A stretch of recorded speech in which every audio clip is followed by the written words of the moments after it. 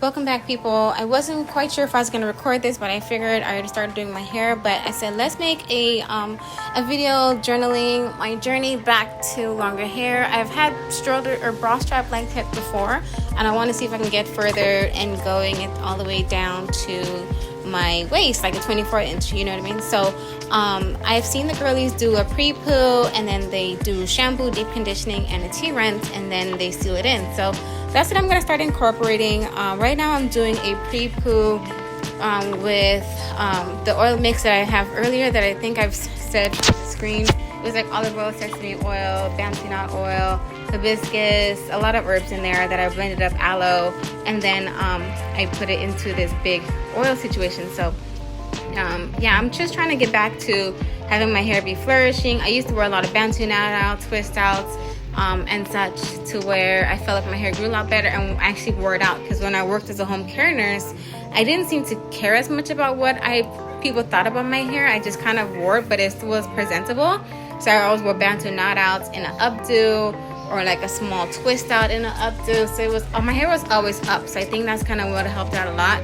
So now I'm doing a lot of K-tips, and I'm doing a lot of weaves and stuff. And since I picked out my locks, my hair just was thinner, and maybe I've just gotten stronger throughout the year, so I don't feel like my hair is as unmanageable as it was. So I don't know if it's hormones or whatever that my hair is, it feels like it's thinning, or maybe I'm just comparing the fullness I have with the weave to the natural fullness you have with your hair. So it's like I'm trying to be careful to not compare myself all the time, because you know when you compare yourself, it really steals your joy about where you really are. So just to compare myself to where I used to be and not to other people or to fake hair, because fake hair isn't even real. So that's kind of where I am with this journey. So you guys want to come along with me, you can. I feel I'm going to be doing this once a week or once every other week, where I'm doing the pre-poo and then with the tea rinse, and always making sure my ends are sealed. So when I do my K-tips as well, I'm most likely going to be doing knot outs or like a blowout and be like a stretch natural, to where it's just more out. But I'm still going to be working on keeping my ends tucked, and I'll keep you guys updated with that so we can see as much retention. And I heard Shea is really good for length retention.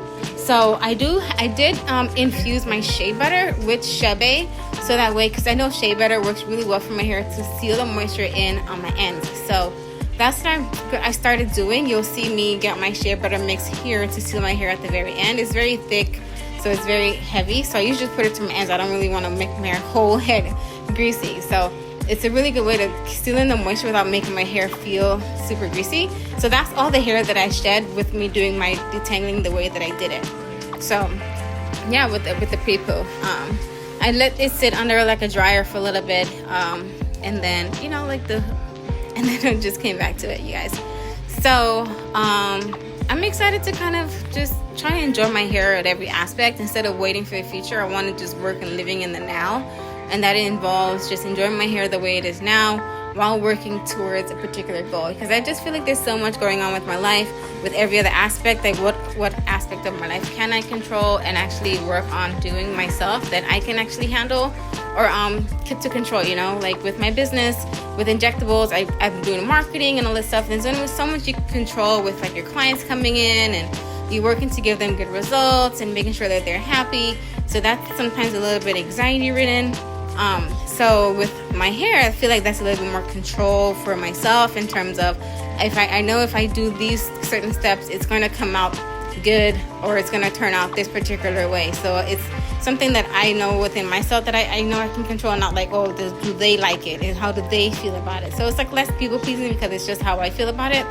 And I found that like when you wear your natural hair out these days, like there are more people celebrating you than you think, because they like to see the real you, like a lot of I feel like maybe a lot of women don't wear their hair out as much, or when they do, like I get a lot of attention from it for somehow. Like some people like, oh yeah, they tell you your furrows are cute and stuff, but it's only when I start comparing myself to my wigs or comparing myself to the people around me that I'm like, oh, I feel like my hair looks childish, or I feel that it doesn't look so smooth and neat, you know what I mean? But I definitely feel like I prefer my hair curly naturally than if I wore like a curly wig, because I don't know, the curly wigs just feel like a head of hair that just doesn't feel like it settles well on me or something like that. It just looks weird. So why not go back to what works? But if you want to try color and you want to try length and you want to try a different texture, I think wigs really work for that.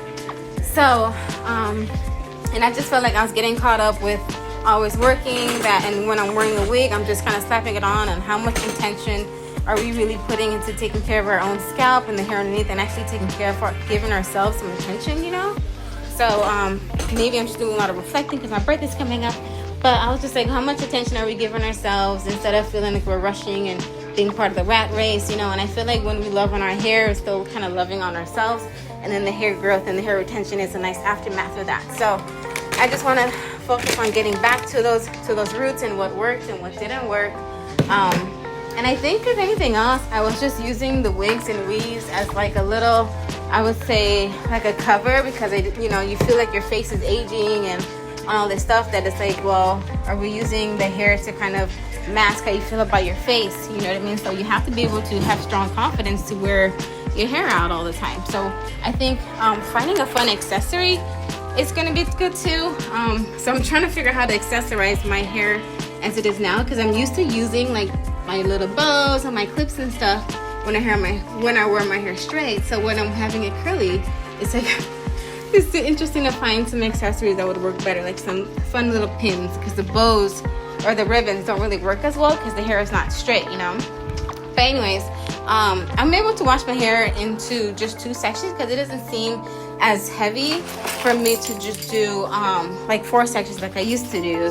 And I really love this Aussie conditioner because I feel like it helps to definitely get my hair moisturized and get straight to the point. And I don't know, it works really well for me. So I'm trying not to get too hung up on it, because most of the girlies that do really well with the hair, it's just more of about consistency and creating a routine that works for you, the more than like a special serum, you know.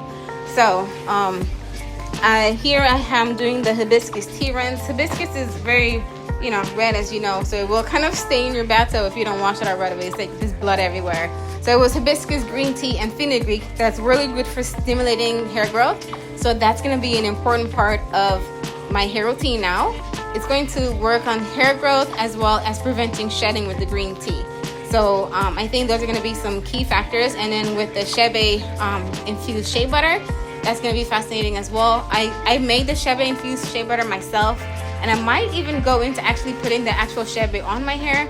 I just got to work on creating consistency, so that way I'm doing this on a routine basis to lock in that moisture, because I'm going to be putting on my K-tips in a few weeks. I feel like wearing my K-tips, it helps me to remember to take care of my hair and not just slap a wig on and just when I decide to take it off at the end of the day, I got my silly braids on, just feeling some type of way walking around the house. So when I have the K-tips on, it feels like the most natural without feeling like I'm being fake at the same time.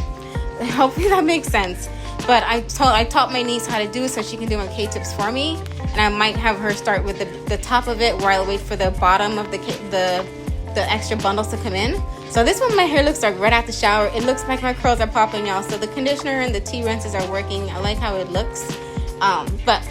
So I have my K-tips that you guys know for the last time. I didn't know I was able to reuse the tips, so I thought I had to take it off and throw it away. But come to find out, you can just buy the beads and re-tip the hair. So if anybody wants to see the videos of how I re-tip the hair so I can reuse it, because these bundles are like almost $200 for the pre-tipped keratin tip hair, and you have to get like 2 bundles to do a full head.